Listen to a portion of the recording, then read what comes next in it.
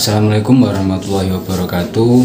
Selamat pagi teman-teman. Kali ini kami dari kelompok 10 akan memaparkan sebuah materi yakni mengenai tentang kurikulum 2013. Sebelumnya perkenalkan terlebih dahulu kelompok 10, yakni ada saya sendiri dengan Pak Arsyad, yang kedua ada Sri Wulandari, yang ketiga ada Erwin Yulana Lestari, dan yang keempat ada Dewi Yuliana.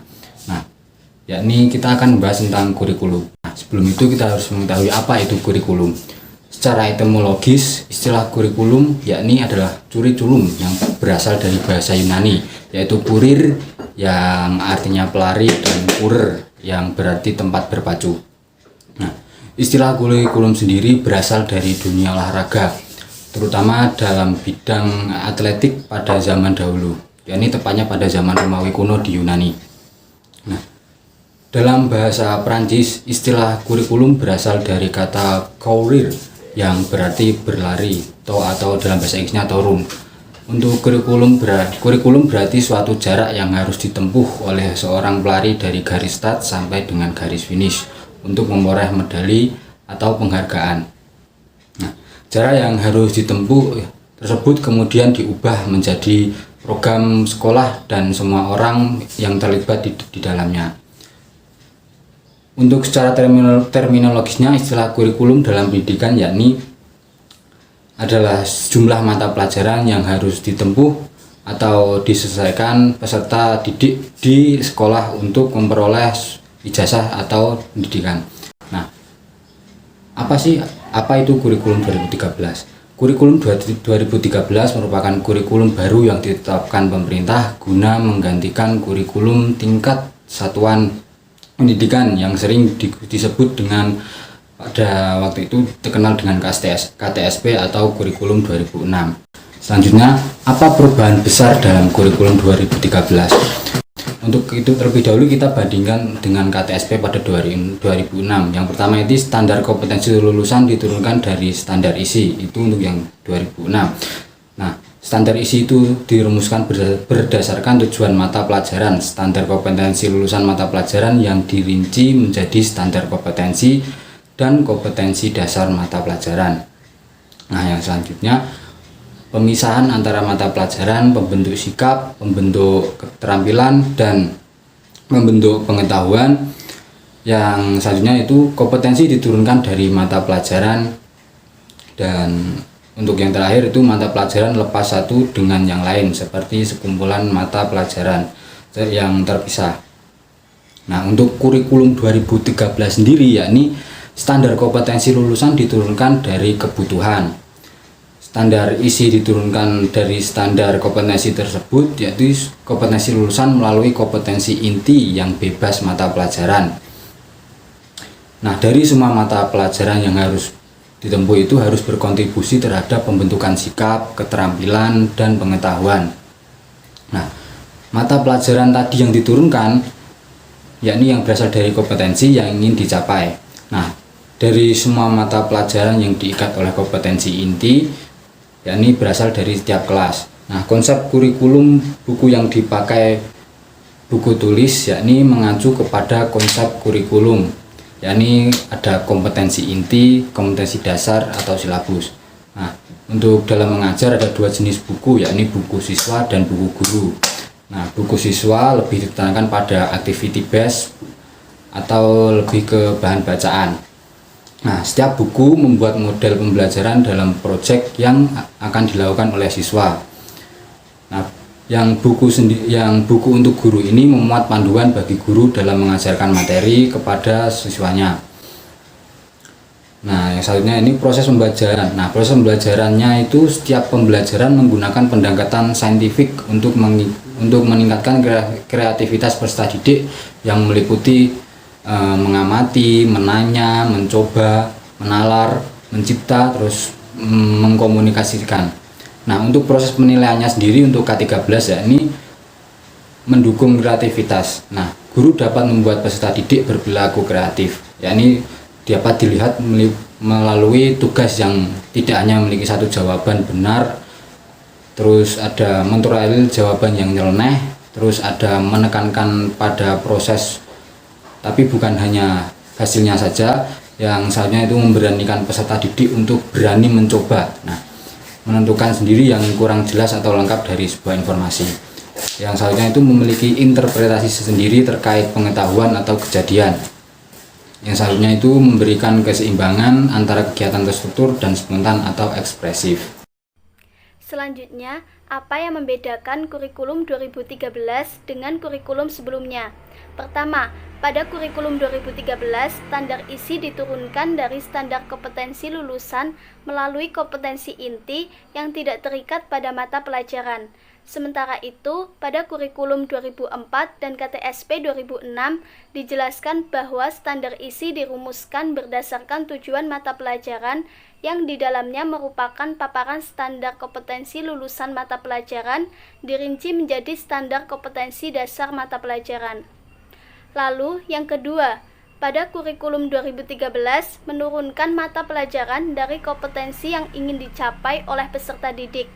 Sementara itu, pada kurikulum 2004 dan KTSP 2006 menurunkan kompetensi dari mata pelajaran. Yang ketiga, pada kurikulum 2013, pembelajaran tidak lagi berpusat pada guru, tetapi pembelajaran lebih banyak berpusat pada aktivitas siswa. Berbeda dengan kurikulum sebelumnya, yaitu pada KTSP 2006 dan KBK 2004, di mana guru menjadi study learning atau pusat pembelajaran.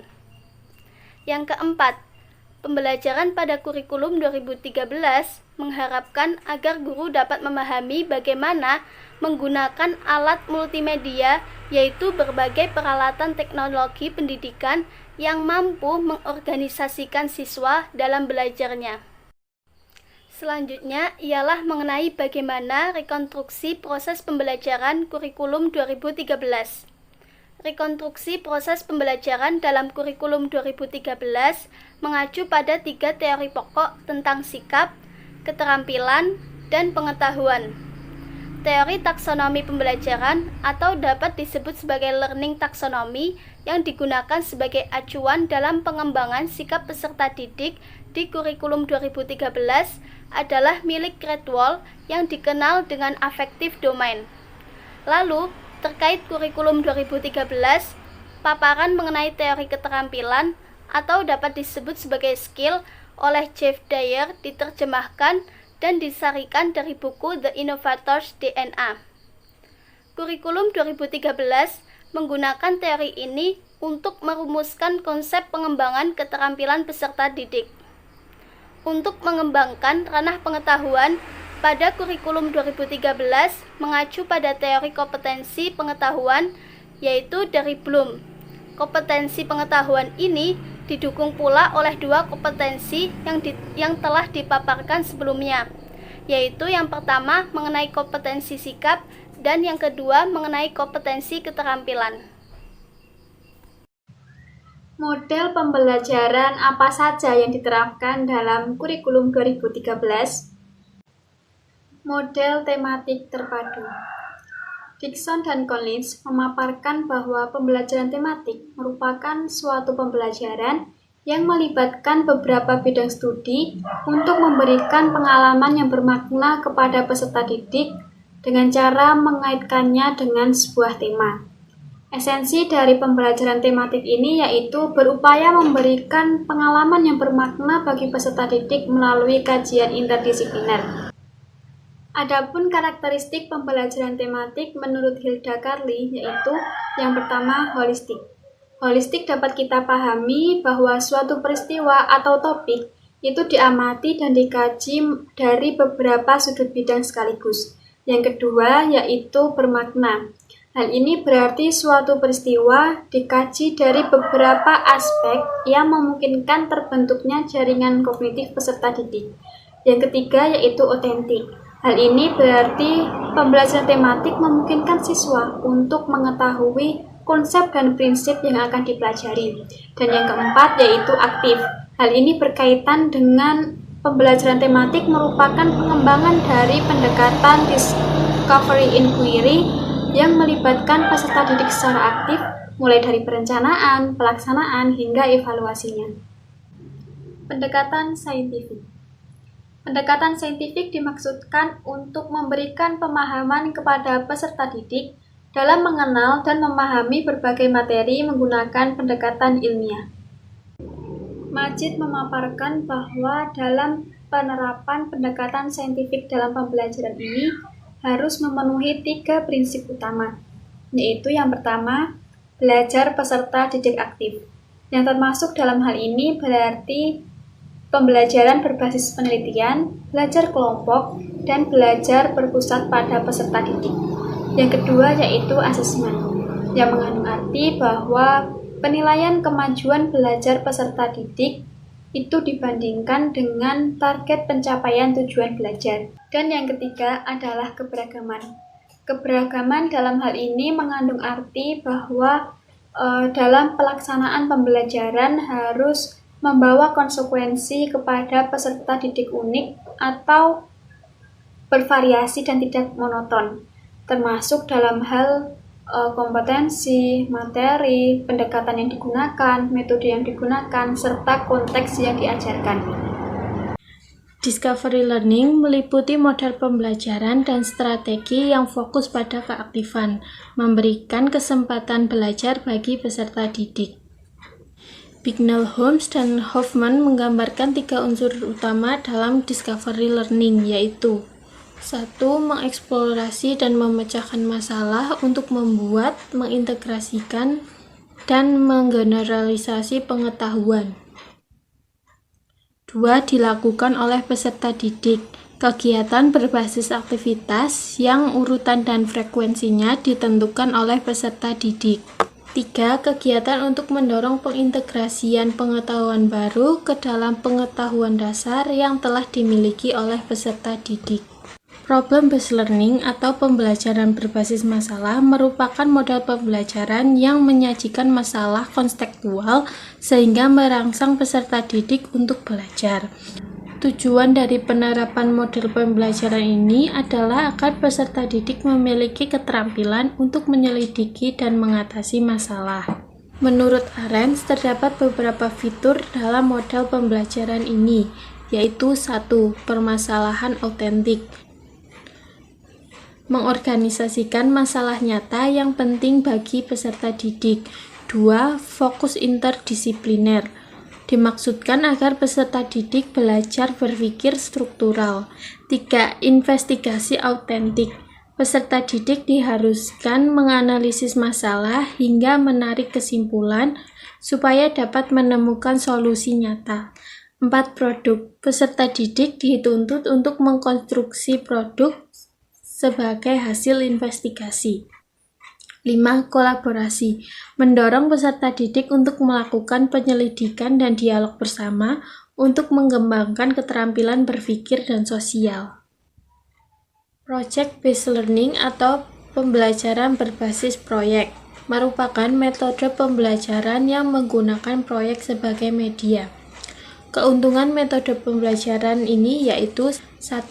Meningkatkan motivasi belajar peserta didik. 2. Meningkatkan kemampuan pemecahan masalah. 3. Membuat peserta lebih aktif. 4. Meningkatkan kolaborasi. 5. Mendorong peserta didik untuk meningkatkan keterampilan komunikasi. 6. Meningkatkan keterampilan peserta didik dalam mengelola sumber. Sekian penjabaran dari kami. Apabila ada kesalahan mohon dimaafkan. Kami pamit undur diri. Wassalamualaikum warahmatullahi wabarakatuh.